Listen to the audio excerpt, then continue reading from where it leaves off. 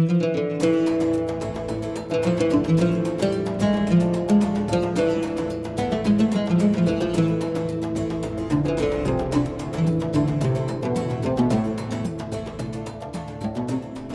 আলাইকুম ওরহমতুল্লাহি ওবারাকাতুহু। সুপ্রিয় দর্শক, প্রাইম ব্যাংক হাসানা ইসলামী ব্যাংকিংয়ের সৌজন্যে সময় টেলিভিশনের বিশেষ আয়োজন ইসলামী অর্থনীতি অনুষ্ঠানে সবাইকে স্বাগত জানাচ্ছি।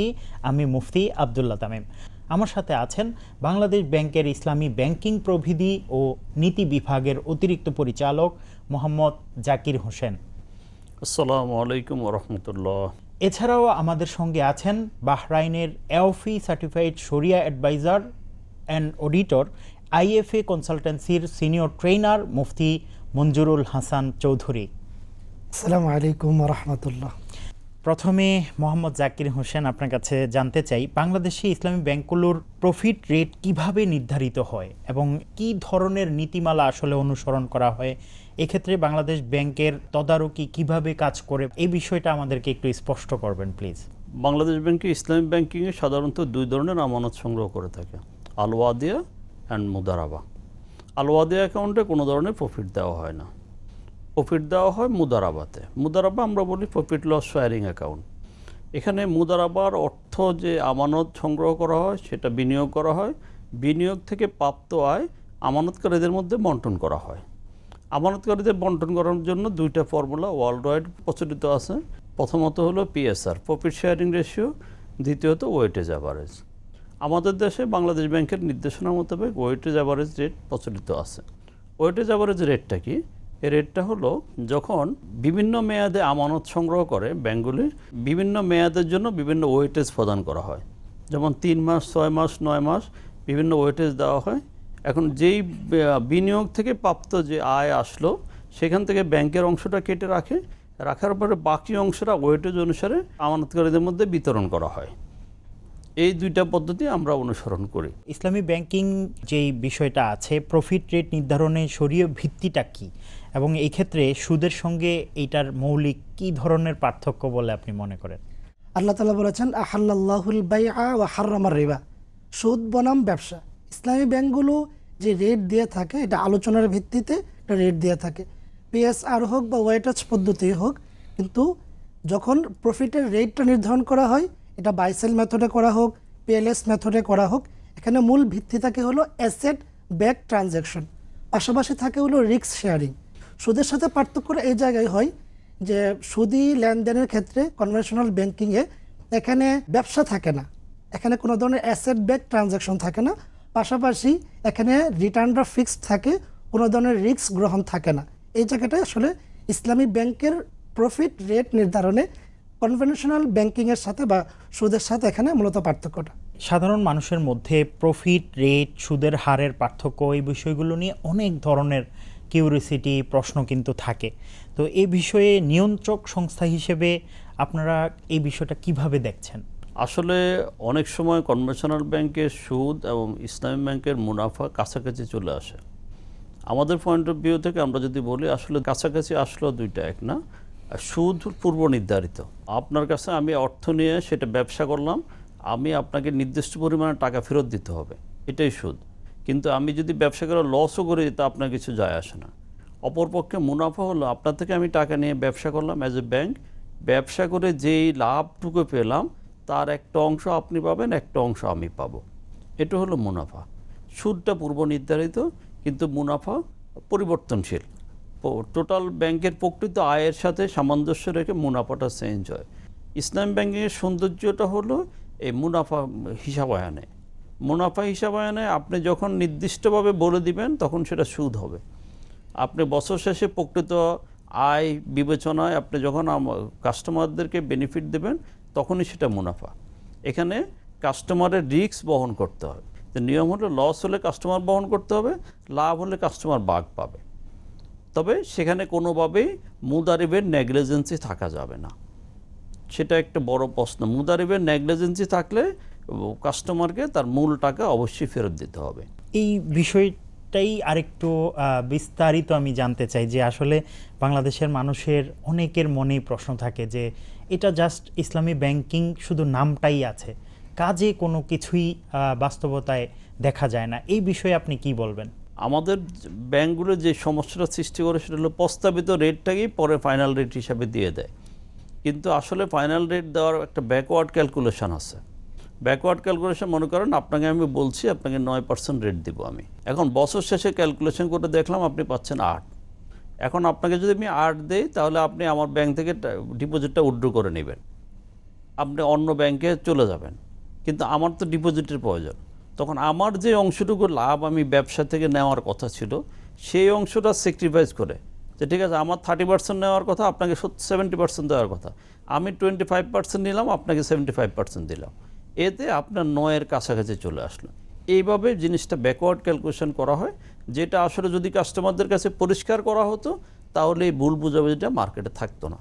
জি, অনেক ধন্যবাদ মুফতি মঞ্জুরুল হাসান চৌধুরী। আপনার কাছে বলবো যে ইসলামী ব্যাংকিংয়ের যে মোরাবাহা মোশারাকা এই ধরনের যে চুক্তিগুলো আছে, এগুলো আপনি কি মনে করেন যে বাংলাদেশ ব্যাংকের আওতায় যেই অন্য অন্য শরিয়া ব্যাংকগুলো আছে তারা কি সঠিকভাবে এগুলো পরিচালনা করছে কিনা? বর্তমান ইসলামী ব্যাংকিংগুলোতে প্র্যাকটিসটা হলো মুদারাবা মোশারাকা নাই। ও বলেছে যে আমানতধারিতার ঘাটতির কারণে ব্যাংক মুদারাবার ভিত্তিতে ডিপোজিট নিলেও কিন্তু যখন পুনরায় সে লাইবিলিটি সাইডে গিয়ে অ্যাসেট সাইডে গিয়ে সে যখন এটাকে আবার পুনরায় বিনিয়োগ করতে যাচ্ছে তখন কিন্তু মুদারাবা মোশারাকা অনুযায়ী করতে পারছে না, আমানতের ঘাটতি। আপনি দেখবেন 0.4%, 0.25% বিনিয়োগ মুদারাবা মোশারাকায় করে, অপরদিকে বাইসেল মেথডে বেশি করে, যেখানে আসলে রিস্ক থাকে না প্রফিট লস শেয়ারিংয়ের ক্ষেত্রে। আমরা অনেক সময় বলি যে ইসলামী ব্যাংকগুলোতে লস হয় না কেন, কারণ বাইসেল মেথডে তো লস হওয়ার সম্ভাবনাটাই কম, আগেই মূলত প্রফিটটা তার প্রোডাক্টের মূল্যের মধ্যে চলে আসে। তো ইসলামী ব্যাংকগুলোর চর্চাটা সেখানেও ঘাটতি আছে, মানে বাইসেল মেথডেও সেখানেও পুরোপুরি সারিয়া মেনটেন করে হয় না। বাংলাদেশ ব্যাংকের এই জায়গাটাই দায়বদ্ধতা আছে, করণীয় আছে, যদি রেগুলেটরি বোর্ডকে আরও স্ট্রং করা হয় এবং ট্রানজ্যাকশনগুলো প্র্যাকটিসগুলো কতটুকু সারি অনুযায়ী হচ্ছে এটা যদি তদারকিটা ভালো করে করা হয় তাহলে ইসলামী ব্যাংকগুলো ফুললি সারিয়া হওয়ার সুযোগ রাখে। স্যার, এই বিষয়টা আমি একটু ছোট্ট করে আপনার কাছে জানতে চাই যে অন্য অন্য ইসলামী ব্যাংকগুলো আছে তারা যদি ইসলামের নীতিমালা অনুসারে ব্যাংকগুলো পরিচালনা না করে সেই ক্ষেত্রে নির্ধারণী ব্যাংক হিসেবে বাংলাদেশ ব্যাংক কোনো নীতিমালায় আছে কিনা যে এটাকে প্রশ্নের মুখে আনা হবে? আমাদের আইনি ভিত্তি হলো যে ব্যাংক কোম্পানি আইন 1991 এবং বাংলাদেশ ব্যাংক অর্ডার 1972। এখানে পরিষ্কারভাবে বাংলাদেশ ব্যাংকের ক্ষমতা দেওয়া আছে, বাংলাদেশ ব্যাংক সেই ক্ষমতা বলে পরিদর্শন কার্যক্রম পরিচালনা করে থাকে সরজমিনে। পরিদর্শনের সময় যদি কোনো ধরনের অনিয়ম পরিলক্ষিত হয় তদনুযায়ী ব্যবস্থা গ্রহণ করা হয়। তাছাড়া আমরা ইসলামী ব্যাংকিং প্রবর্তন নীতি বিভাগ কর্তৃক জারিকৃত সার্কুলার নম্বর 1/2025-এ ব্যাংকগুলো শরিয়া সুপারভাইজারি কমিটি গঠন করার জন্য নির্দেশ দেওয়া আছে। সেই অনুযায়ী শরিয়া সুপারভাইজারি কমিটি গঠিত হয় এবং শরিয়া সুপারভাইজারি কমিটির মূল কাজই হলো শরিয়া কমপ্লায়েন্সটা হলো কিনা বিষয়টা তদারকি করা। এছাড়াও আমরা বিভিন্ন সময় ব্যাংকগুলো থেকে বিভিন্ন তথ্যপত্র সংগ্রহ করে থাকি, সেগুলি পর্যালোচনা করি এবং সেখানে প্রয়োজনীয় নির্দেশনা প্রদান করি। আমাদের নির্দেশনা স্পষ্ট, আমাদের বক্তব্য স্পষ্ট, যদি শরিয়া করতে পারেন তাহলে শরিয়া করেন, আর না হয় বাদ দেন। সুতরাং আমরা যদি দেখি কোনো ব্যাংক একেবারেই শরিয়া কমপ্লায়েন্স করতে ব্যর্থ হয় তাহলে তার শরিয়া ইসলাম ব্যাংকিং লাইসেন্স বাতিল করা হবে। স্যার, আপনাকে অনেক ধন্যবাদ। ইসলামী ব্যাংকিং নিয়ে অনেকের মাঝে এই ধরনের প্রশ্ন থাকে, আমরা বিষয়গুলো অনেক সুন্দরভাবে ক্লিয়ার করেছি। এ পর্যায়ে মোহাম্মদ মঞ্জুরুল হাসান চৌধুরী, আপনার কাছে জানতে চাই, অনেক সময় ইসলামী ব্যাংকিংয়ের প্রফিট রেট বাজারের সুদের হারের কাছাকাছি দেখা যায়, শরিয়ার দৃষ্টিতে আসলে এটা কিভাবে ব্যাখ্যা করবেন? এক্ষেত্রে আমরা যে বিষয়টা বলি যে বেঞ্চমার্ক বনাম নেচার অফ কন্ট্রাক্ট, বাজারে যদি একটা রেট প্রচলিত থাকে এবং সেটা যদি কোনো হালাল ব্যবসার ক্ষেত্রে এই রেট গ্রহণ করা হয় বা কাছাকাছি রেট গ্রহণ করা হয়, শারিয়া এটাকে হারাম বলে না। আমরা খুব সহজে যদি বলি যে শারিয়া দেখে হলো পদ্ধতি, নীতি এবং উদ্দেশ্য। ইসলামিক ব্যাংকিংগুলো যে রেট দিয়ে থাকে এর পিছনে পদ্ধতির ক্ষেত্রে কিন্তু ভিন্নতা আছে। সুদী ব্যাংকগুলো যে পদ্ধতিতে রেট নির্ধারণ করে ইসলামিক ব্যাংকগুলো সেই পদ্ধতিতে করে না। ইসলামিক ব্যাংকগুলো করে হচ্ছে অ্যাসেট বেসড সিস্টেমে এবং এখানে ব্যবসা থাকে, ব্যবসার উপরে ভিত্তি করে প্রফিট রেট নির্ধারণ করে। আমরা ছোট্ট একটা উদাহরণ দিতে পারি যে এক লোক একই বাজারে দুইজন ব্যবসায়ী, একজন গরুর গোশত বিক্রি করছে যে হালালভাবে গরুটাকে জবাই করেছে, আর একজন হারামভাবে গরুটা জবাই করেছে, সেও গোশত বিক্রি করছে। এখন একই বাজারে দুজনের রেট কাছাকাছি হয়, সারিয়া এটাকে হারাম বলে না, বরং যার জবাইটা, যার পদ্ধতিটা হালাল, তার রেট কাছাকাছি হলো এটাকে হালাল, আর যার পদ্ধতিটা হারাম তার রেট কাছাকাছি হলো হারাম।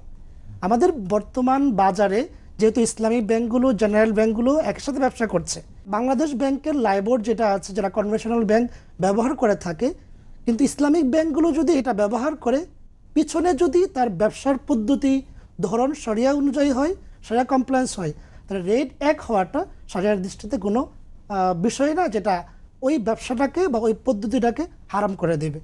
এই জায়গাটায় কাছাকাছি হলেও আমরা সমস্যা মনে করি না, যদি ইসলামী ব্যাংকিংয়ের প্র্যাকটিসটা, ব্যবসাটা এবং পদ্ধতিটা শরিয়া অনুযায়ী হয়। মূল বিষয়টা তাহলে আমরা বুঝলাম যে শরিয়া কমপ্লায়েন্স। জি, তো এই বিষয়টা সঠিকভাবে নির্ধারণ করা অথবা সঠিকভাবে পরিপালন করার ক্ষেত্রে কোন বিষয়টা গুরুত্বপূর্ণ বলে মনে করেন? আমরা এক্ষেত্রে মনে করি যে ইসলামিক ব্যাংকিং যেহেতু তাদের স্লোগান এটা বলে যে আল্লাহ তাআলা বাইকে হালাল করেছেন, তো বাই সেল মেথডে বিনিয়োগ করুক বা পিএলএস মেথডে বিনিয়োগ করুক, মার্কেটে যে প্র্যাকটিসটা আছে, প্র্যাকটিসটা একদম পুরোপুরি শরিয়া অনুযায়ী হোক। থিওরিক্যাল বা হাইপোথেটিক্যাল যে শরিয়া বোর্ড আছে আপনারা দেখছেন, কিন্তু বাস্তবে কতটুকু শরিয়া প্র্যাকটিস হচ্ছে এটা গুরুত্বপূর্ণ। জনাব মোহাম্মদ জাকির হোসেন, আমরা এ বিষয়টাই একটু আলোচনা করব। যদি শরিয়া কমপ্লায়েন্সগুলো সঠিকভাবে আদায় করা না হয়, তাহলে সেই ব্যাংককে অবশ্যই জবাবদিহিতার আওতায় আনা হয়। তো এই বিষয়গুলো সব ঠিকঠাক রেখে ভবিষ্যতে ইসলামী ব্যাংক খাতকে আরও শক্তিশালী ও বিশ্বাসযোগ্য করতে বাংলাদেশ ব্যাংক কী ধরনের নীতিগত সংস্কার, নীতিগত সিদ্ধান্ত, নীতিগত কোনো নীতিমালা তৈরি করেছে, এই বিষয়গুলো আমাদের একটু বলবেন। ফিল্ড লেভেলে শরিয়া কমপ্লায়েন্স হচ্ছে কিনা এটা দেখার দুই স্তরের ব্যবস্থা আছে। প্রথমত হলো ব্যাংকগুলো নিজস্ব মুরাকিব আছে, তারা শরিয়া অডিট পরিচালনা করে, প্রত্যেকটা ব্রাঞ্চে এবং প্রত্যেকটা ট্রানজ্যাকশন তারা যাচাই বাছাই করে। যাচাই বাছাই করার পরে শরিয়া অডিট রিপোর্টটা শরিয়া সুপারভাইজারি কমিটিতে, সেটা যাচাই হওয়ার পরে এই মিটিং মাইনাসটা বাংলাদেশ ব্যাংকে যায়। সেই পর্যায়ে বাংলাদেশ ব্যাংক এটা দেখে যেখানে কোনো অসঙ্গতি আছে কিনা। এবার আপনার প্রশ্নে যদি ফেরত আসি, প্রথমত আমাদের এখন প্রাইম নিড হলো একটা আইন, ইসলামী ব্যাংক কোম্পানি আইন। মালয়েশিয়া 1983 সালে ইসলাম ব্যাংকিং শুরু করেছে, তারা শুরু করার আগে আইন করেছে, কিন্তু আমরা দুঃখের বিষয় যে আমরা এখনও আইনটা করতে পারি না, যদি আমরা 1983 সালেই শুরু করেছি। আমাদের এখন আইনের কাজটা অলমোস্ট শেষ, আইনের খসড়া কমপ্লিট হয়েছে, স্টেক হোল্ডার ওপিনিয়ন নিয়ে নিছে, আমরা ওপিনিয়ন রিভিউর কাজ শেষ। এখন আমরা যে কোনো সময় এটা মন্ত্রণালয়ে পাঠাবো। আপনারা জানেন এটা মন্ত্রণালয় একটু দীর্ঘমেয়াদী প্রক্রিয়া, একটা আইন পাস হওয়া, আলটিমেট সংসদে গিয়ে পাস হবে, এটা আমাদের প্রায়র একটা অবজেক্টিভ আছে। দ্বিতীয়ত হলো আমরা শরিয়া হারমোনাইজেশন নিয়ে কাজ করছি, কারণ প্রত্যেকটা ব্যাংকের আলাদা শরিয়া সুপারভাইজারি কমিটি আছে, এই কমিটির মতামতে মাঝে মাঝে ভিন্নতা পরিলক্ষিত হয়, সেটা যেন এগ্রিগেট করে একটা একক সিদ্ধান্ত দেওয়ার জন্য আমরা শরিয়া অ্যাডভাইজারি বোর্ড গঠন করছি বাংলাদেশ ব্যাংকে। মার্কেটের সেরা স্কলারদের নিয়ে আমরা এই বোর্ড গঠন করছি, তারা শরিয়া মতামতগুলি বিভিন্ন ব্যাংকের দেখে, অথবা বিভিন্ন ব্যাংকের শরিয়া মতামতে যদি অস্পষ্টতা থাকে বা তারা সিদ্ধান্ত উপনীত করতে ব্যর্থ হয়, সেখানে তারা বাংলাদেশ ব্যাংকের শরিয়া অ্যাডভাইজারি কমিটিতে আসে, অ্যাডভাইজারি বোর্ডে আসে, এবং সেখানে সেটা সলভ হয়। তারপরে হলো আমরা ফাইন্যান্সিয়াল লিটারেসি প্রোগ্রাম শুরু করছি, যে ব্যাংকার আসলে আমাদের সচেতনতার অভাব আছে। একজন কাস্টমার কি করে, তার নিয়ত পরিষ্কার, সে ইসলাম ব্যাংকে যায় ইসলাম ব্যাংকিং করতে, যা জিজ্ঞাসা করে ভাই কত রেট দিবেন, কারণ ওনার এই ধারণাটা নাই যে এখানে আসলে প্রি ডিটারমাইন্ড কোনো রেট থাকে না। তাহলে এই জিনিসগুলি সম্বন্ধে কাস্টমারদের সচেতন করতে হবে, ব্যাংকারদের সচেতন করতে হবে। তারপর আমরা এক্সটার্নাল অডিটের চিন্তা করছি, শরিয়া এক্সটার্নাল অডিট। আমাদের ভবিষ্যৎ পরিকল্পনা আমরা শরিয়া রেটিং করব, যার ফলে এবং এটা পাবলিশ করব, যার ফলে আপনি অ্যাজ এ কাস্টমার আপনি দেখেই বুঝতে পারবেন যে কোন ব্যাংক কতটা শরিয়া কমপ্লায়েন্স। আপনি নিজের থেকেই যাবেন যে এই ব্যাংক যেহেতু শরিয়া কমপ্লায়েন্স, আমি এখানে যাই। তখন শরিয়ার কম্পিটিশান হবে, কমপ্লায়েন্সের কম্পিটিশান হবে, প্রফিট কম্পিটিশান না।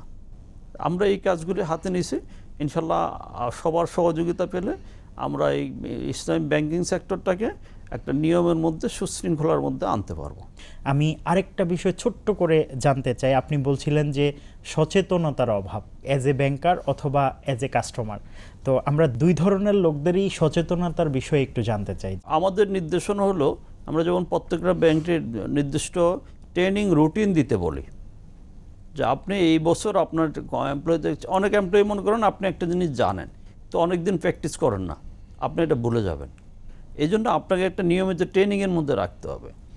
ইসলামিক বিআরপিডি সার্কুলার নম্বর 1 যেটা আমরা পাবলিশ করেছি, এখানে ইভেন শরিয়া সুপারভাইজারি কমিটির মেম্বারদেরকে বছরে 2টা ট্রেনিং নেওয়ার কথা বলছি, যে তারাও মার্কেট আপডেট থাকবে। এখন আপনি হয়তো থিওরি পড়ে আসছেন একটা, এর মধ্যে বাংলাদেশ ব্যাংকের নির্দেশনা পরিবর্তন হয়েছে, আপনি সেটা আপডেট থাকতে হবে। ঠিক একইভাবে শরিয়া সুপারভাইজারি কমিটি এমপ্লয়ীদের ট্রেনিং দিবে, তাদের শরিয়া অ্যাওয়ারনেস বিল্ড আপ করবে। আবার আমরা রিজিওনাল ট্রেনিং আয়োজন করব, যেখানে কাস্টমাররা থাকবে, ব্যাংকাররা থাকবে, তো দুই পক্ষের সচেতনতা একই প্রোগ্রামের মাধ্যমে আসবে। এইভাবে আস্তে আস্তে ফাইন্যান্সিয়াল লিটারেসিটা বাড়াতে হবে। জি, অনেক অনেক ধন্যবাদ। আমরা অনেক কিছুই ইসলামী ব্যাংকিং সম্পর্কে জানতে পারলাম। সুপ্রিয় দর্শক, এতক্ষণ পর্যন্ত আপনারা দেখছিলেন প্রাইম ব্যাংক হাসানা ইসলামী ব্যাংকিং নিবেদিত সময় টেলিভিশনের বিশেষ আয়োজন ইসলামী অর্থনীতি অনুষ্ঠান। আগামী অনুষ্ঠান দেখার আমন্ত্রণ জানিয়ে আজকের মতো বিদায় নিচ্ছি। সবাই ভালো থাকবেন, সুস্থ থাকবেন, সঙ্গেই থাকবেন সময়ের। আসসালামু আলাইকুম ওয়া রাহমাতুল্লাহি ওয়া বারাকাতুহু।